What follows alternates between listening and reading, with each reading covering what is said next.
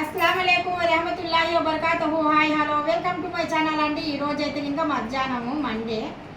ఇప్పుడు నమాజ్ అయిపోయిన తర్వాత భోజనాన్ని కూర్చుంటున్నాము. చూస్తున్నారు కదా, నిన్నైతే ఇంకా నిజంగా నేను బిస్తరఖాన్ వేయలేదంటే ఇంకా తెలుసు నాకు వేయాలనేసి. అయితే ఇంకా చెప్పిన వాళ్ళకి థ్యాంక్స్ అండి, మరీ మరీ గుర్తు చేశారు. అంటే ఇంకా అలా చేసుకుని తినడం చాలా మంచి ఇంపార్టెంట్ మన ఇళ్ళల్లో. నిజమే, చాలా చాలా థ్యాంక్స్ అండి మీరు చెప్పినందుకు.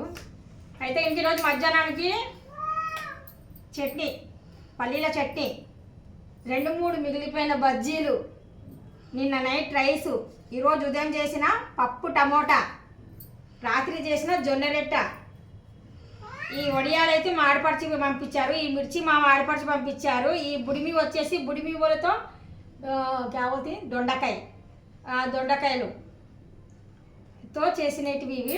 అంటే మజ్జిగ మిరపకాయలు వేస్తాం కదా, అలాగే దొండకాయలతో కూడా వేస్తారండి మా రాయలసీమలో అయితే. ఇవైతే ఇంకా మాడిపడిచి పంపించారు. ఇవి అయితే కనుక మగ్గలు, అంటే కనుక గవ్వలు. ఈ గవ్వలు అయితే నేనే సోయానా ఎలా చేయాలనేది నేను చూపించానండి. మీకు ఇంట్రెస్ట్ అయితే ఇంకా చూడండి, వీడియో పెట్టాను, పిండితో చేశాను అనమాట.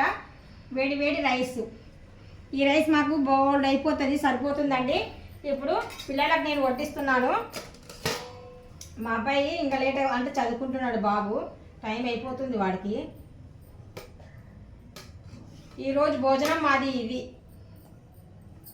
చూస్తున్నారు కదా, అన్నం వేసాను, పప్పు